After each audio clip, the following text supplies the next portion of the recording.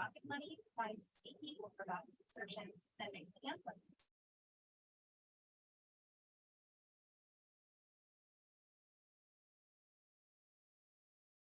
Right. We are live. I apologize for the very, very late start, guys. I am so sorry. Anyway, be famous for what you do. Be famous for what you do. When you're famous for what you do, you're likely to get the job, the client, the girl, or the guy. Let's jump in. So today we're going to look at mastering the limelight. When people think or speak of you, what's the first thing that comes to mind? This is what you're known for. Now, what you're known for, is it what you want to be known for? I'll give you a quick story. Years ago, I was a CPR instructor. Well, I still am a CPR instructor, but I was actively in that business here in Tampa. And I got to be known as the CPR lady. I pretty much dominated that industry for a good while here in Tampa a couple decades ago. I was known as the CPR lady. When I got my real estate broker's license, it was so hard for the people who already knew me as the CPR lady to receive me as a real estate professional. So when people think of you, what's the first thing that comes to mind? They used to think of me as a CPR lady. Is that what I want to be known for? Because that is what I was known for. And one of the things with entrepreneurs is a lot of us tend to be into a lot of things. And then it's you send mixed branding messages because people don't know what to know you for. They may, unfortunately, think of you being all over the place. That's not what you're going for either, because that does not serve you. When you're known for a thing, now, yes, it's possible to get typecast, and that's the only thing you're known for, but it depends on how you handle it, okay? So a lot of actors are typecast, and then some of them have broken out of the typecast, like Will Smith did.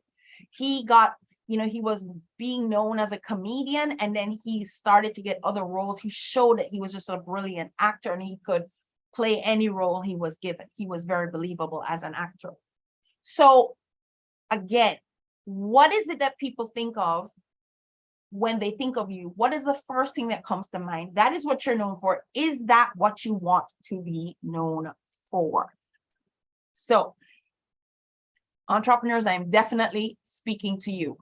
We're going to be covering today, as always in my presentations, what the Bible says, what research says, and then I'll go into some specifics for the conversation. We're going to look at some very well-known people because we know their name, we know what they're famous for. And sometimes that is negative fame or notoriety. So that is the thing. What are you known for? Is it what you want to be known for? Is it a positive fame or a negative fame? And when it comes to branding, you're probably focusing on all the wrong things, especially us entrepreneurs. When you have too many things going on, and when you introduce yourself to somebody, I do this and I do this and I do this and I do this, and they're not in alignment with each other, they're like separate rabbit trails.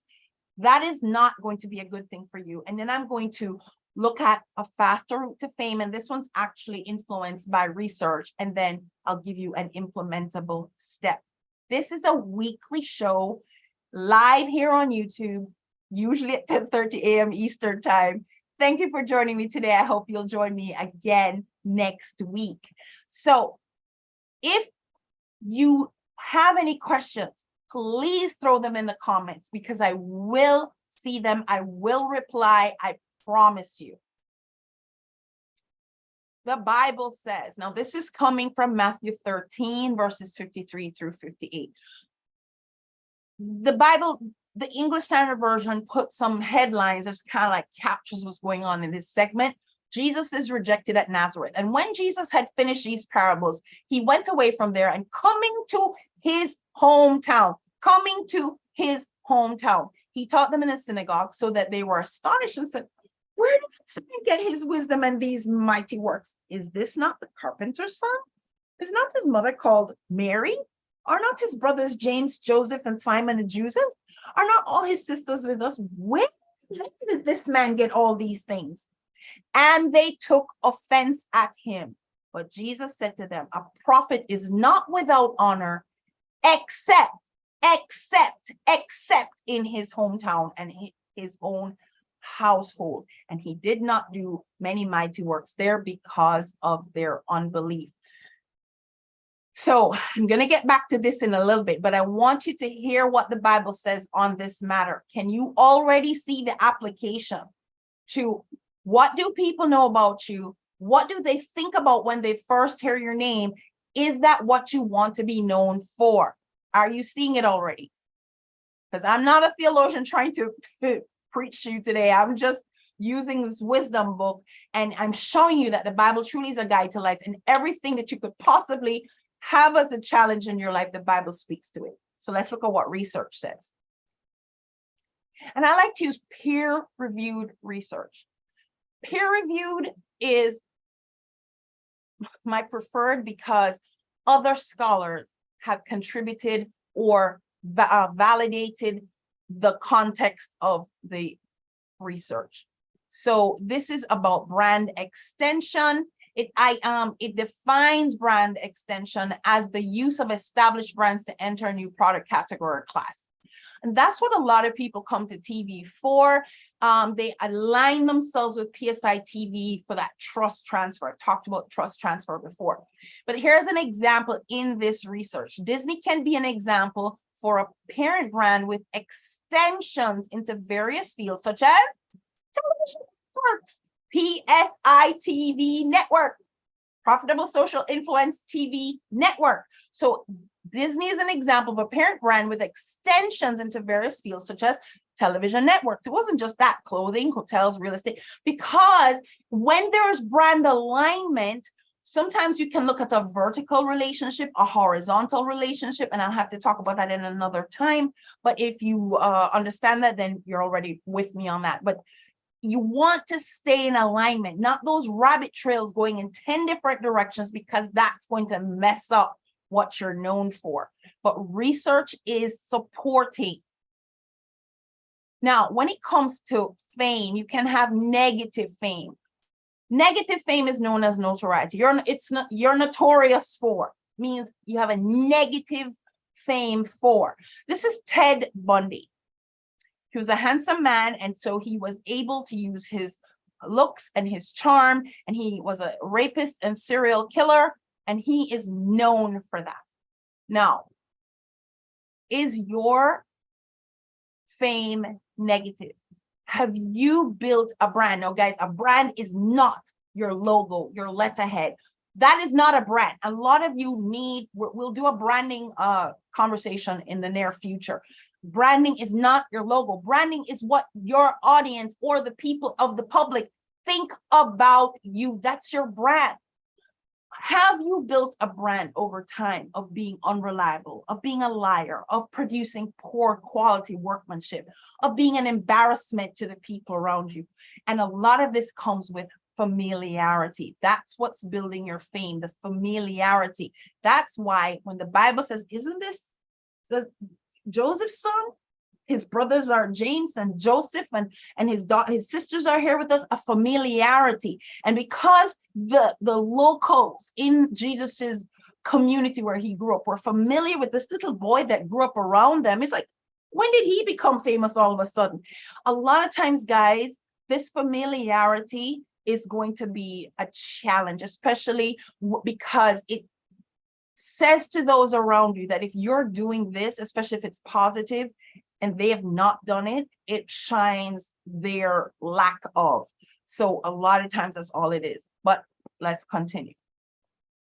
We also have positive fame. Now, most of you who are likely to be interested in watching what I produce will know this guy, Tony Robbins.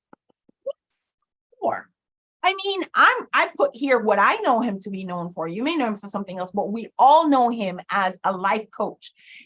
And what has escalated his fame, he has audiences all around, they're vying for his attention, and he will get presidential attention because he is very famous, He's known for what he does, but he built that fame around some branding issues. And his branding is that he's known for being direct to the issue, for his brutal truth, and the fact that he's motivating.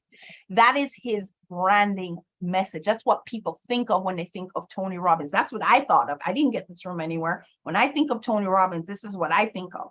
That is his brand. And that is his brand with me. If that's not the brand he intended to establish, too bad. That's the brand he has put out there. That's the brand that I know him as, because branding is not your logo and all that. Branding is the public perception of you. Let's do another one. Kobe Bryant. A lot of you will know who Kobe is. Unfortunately, he's not here with us anymore. But Kobe is well respected in the basketball industry. He's even respected outside of the basketball industry. That is something that a lot of us need to shoot for, but we'll talk about that another day. Kobe is known for making the shot. Kobe is motivating to his team members. I mean, when you're talking about teams swapping out players, when the team gets a Kobe on their team, instantly everybody gets excited and it does something to the team morale. So he is known for motivating the team because they're going to watch him. They're going to see how he works and everything. And he motivates them to step up their game. Kobe is known as a disciplined hard worker. He out-trains everybody else. I'm even a basketball fan, and I know that about Kobe. Okay, he motivates young boys to excel. My two grandsons have a Kobe Bryant poster on their wall with some motivating words as they look up to him as a mentor, because they both play basketball and they want to achieve his success. And they look at him, they see, they resonate with him. They see a young Black male that they resonate with, and they think if he can do it, it becomes possible for them to try and to do it. It no longer seems impossible for them. This is what Kobe is known for. Regardless of what brand he set out to establish, this is the brand that he's established with me. Let's do one more just to make a point. Grant Cardone. Now, I'm a student of Grant Cardone. And Grant Cardone has many quips and quotes. One of them is, if you're average, you will hate me. Okay. He definitely challenges people again in the working hard space. And a lot of people tend to be lazy and they don't want to put out the effort that Grant Cardone says is required to 10x anything. And he also says, love me or hate me, at least you know me. That speaks to the branding. The fact that you know his name, whether you like him or hate him, is irrelevant to him. His first order of business is that you know his name. That is one of Grant's branding achievements and branding decisions and processes. He wants you to know his name. He really doesn't care if you like him or you don't. So he's known as a hard closer. He's the guy that's likely to twist your arm if he gets a chance. He 10x's every metric, whether it's his workout routine, the number of hours he sleeps, the level of his relationship with his wife, his sales from month to month. Grant Cardone is known for 10xing every metric that he can possibly measure. He's also known as the rags to riches guy. He went from, he shares his story often, and he lets you know he came from a poverty existence. His father died at an early age, but then he goes on to share how he gets the girl.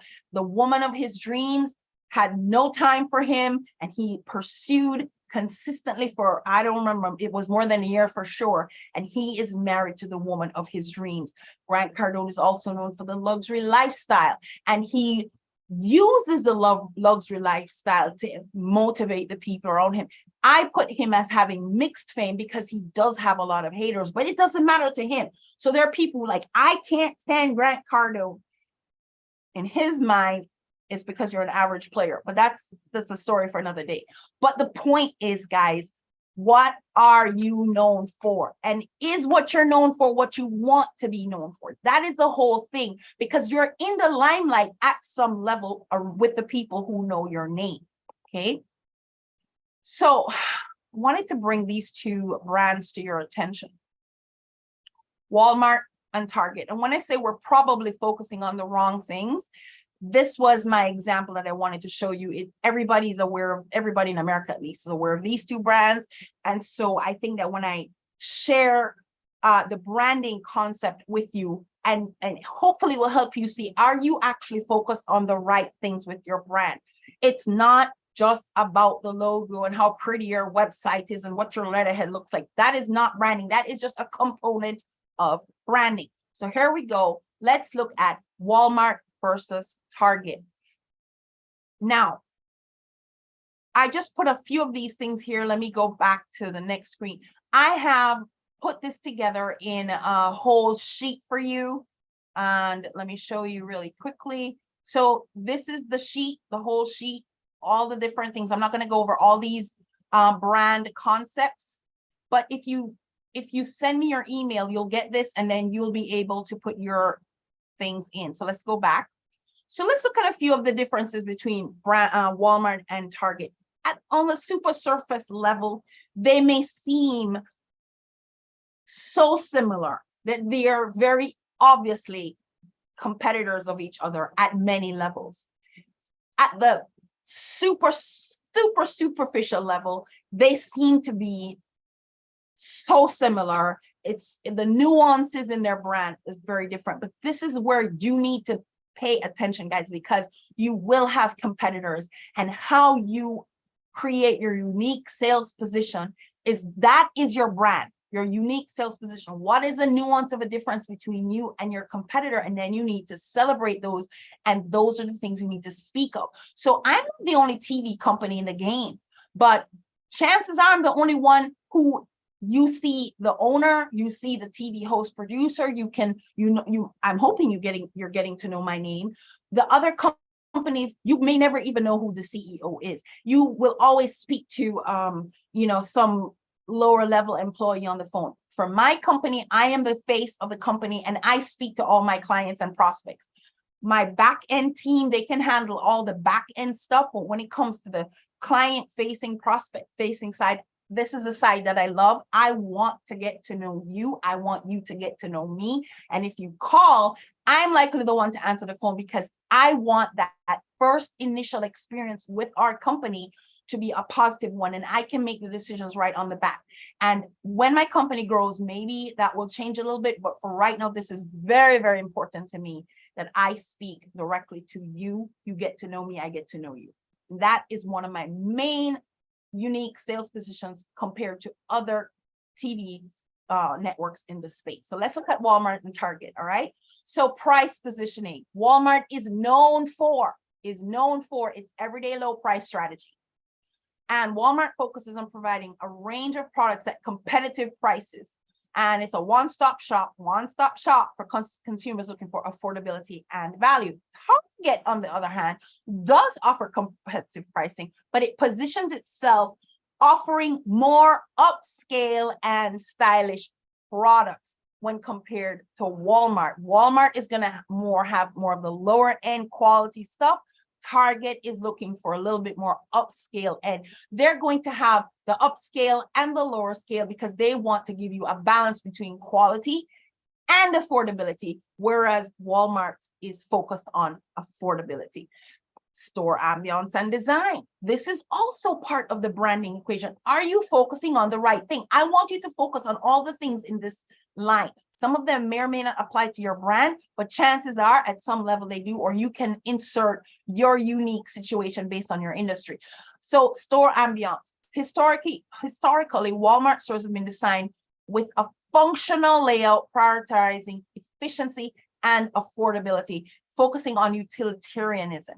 Target places an influence on ambiance. Okay, it's cleaner and it has a brighter aesthetic. So let's go back. One more. Product selection. Walmart is known for. What are you known for? Is what you're known for, what you want to be known for. Walmart is known for its vast selection of products, basic necessities. Target, on the other hand, curates a selection to include trendier fashionable items. Again, this is available for you. So you need to email me. I'll tell you how to do this later. email me, ask for this. You will have this on here. This is a sample for you. And then you can go to this tab and put your competitor in and your unique sales positioning. So let's get back to the lesson.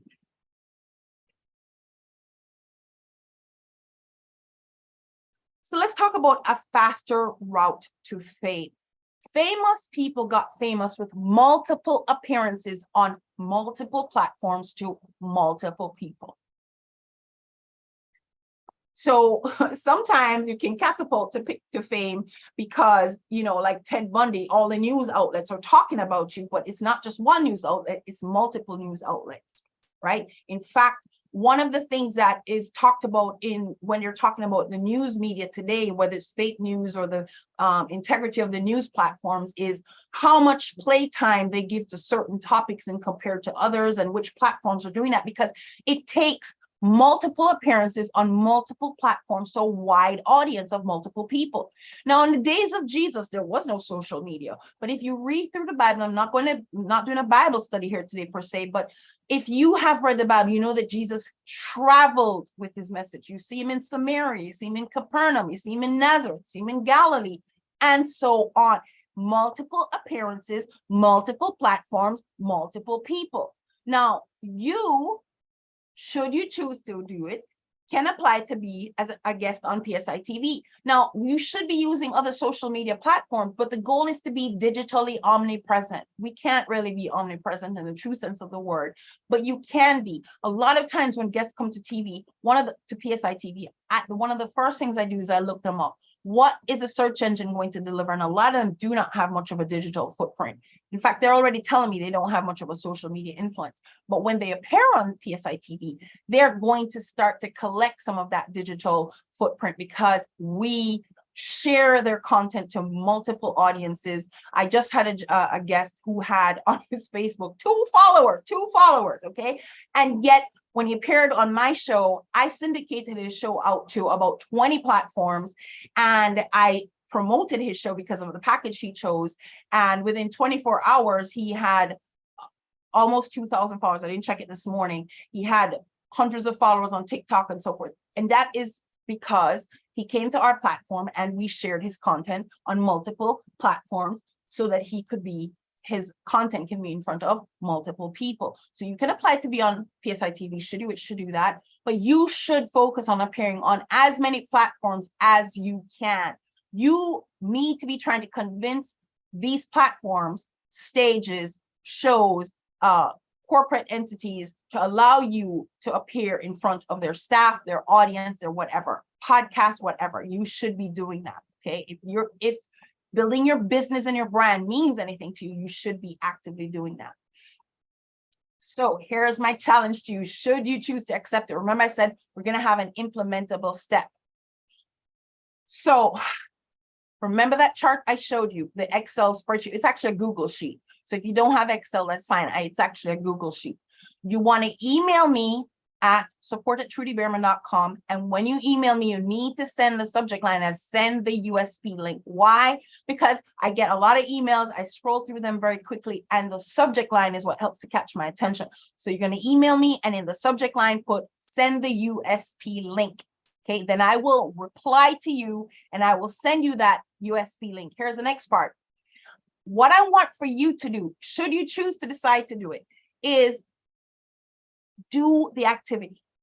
Consider your brand, consider your competitor, write out in the sheet how you compare to your nearest competitor. You should know who they are and how you compare, because that's how you're going to decide. Are you just a carbon copy of them, a wannabe, a knockoff, or are you differentiating yourself in some way? It could be in price, it could be in quality of service, whatever it is, go do that. Now, here's the thing. If you choose to do this, I want you to, having done the assignment, come back to today's video and comment in the video with the link to your video. So you're going to do the assignment, make a video, mention this post, mention this show today, that you got the challenge from this show. These are all the things that's going to require, if you want to do the challenge, that is. Mention that you saw the challenge here, that you've done the activity, you've made a video about it, and you put the link in this video. You comment on this video today and put your link. And then I need a minimum of 5 of these for this to work, guys, because I need it to be fair. Because what's going to happen is I'm going to reply to everybody. And I'm going to give you a shout out for having done the activity. If that's of any value to you, I'm going to give you a shout out. And then I'm going to do an episode showcasing your effort, which means I'm going to be talking about your business. Okay. That's free publicity right there. And then one of you, if I have at least 5 people who have responded, it needs to have 5 responders.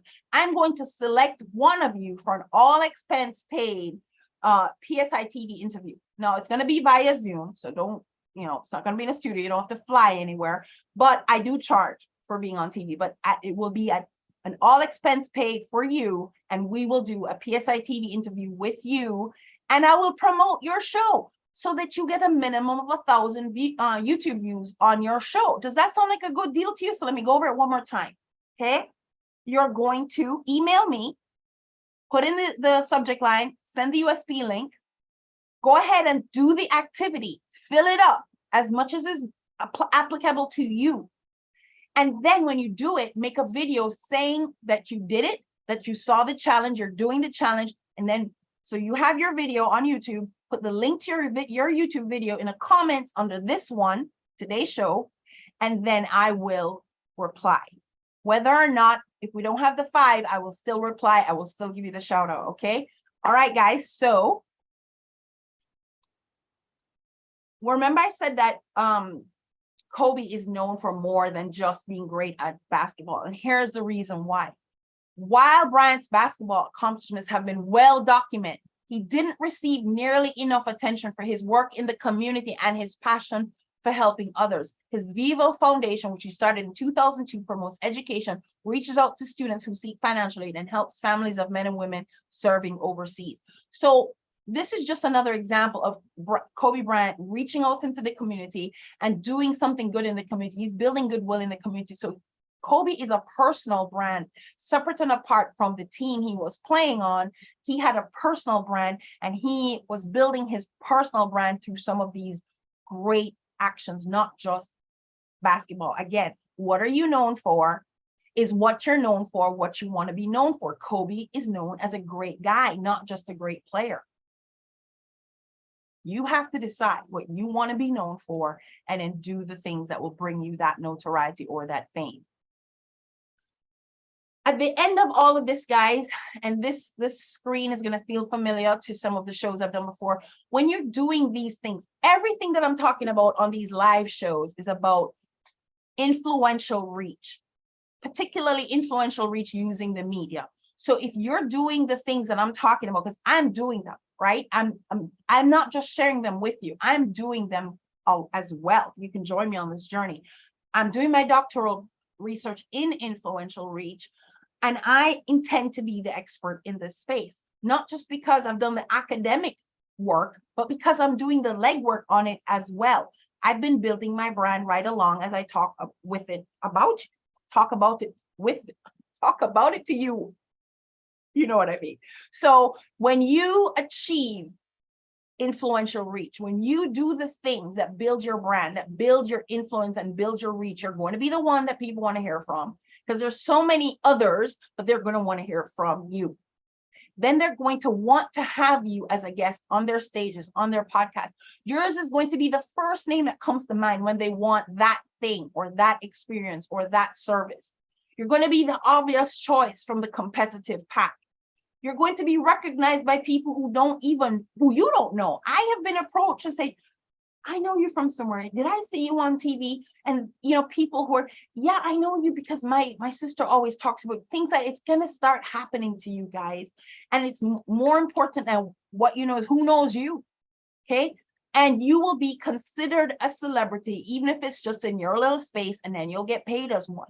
When it comes to why would I pay, top dollar for this coach versus just paying any coach, because that particular coach is considered the one I want to hear from and the obvious choice from the pack. And I see him as a celebrity, the top dog in his space. So I'm prepared to pay him the top dollar. This is kind of how it goes. So this content was of value to you, and only if. Like, comment, share, subscribe, please, only if it's of value to you. I don't need you to do me any favors. I want to be stacking the value to you. And if you see this as such, then I would appreciate the likes, the comments, and the shares. Trudy Veerman here. Super simple to find. Join me next Tuesday. I do know the topic, but I don't remember what it is. So, but I will post it before next Tuesday so you can tell. Trudy Veerman here. Super simple to find. And I do look forward to connecting with you. If you're doing a challenge, you'll definitely hear from me. Bye.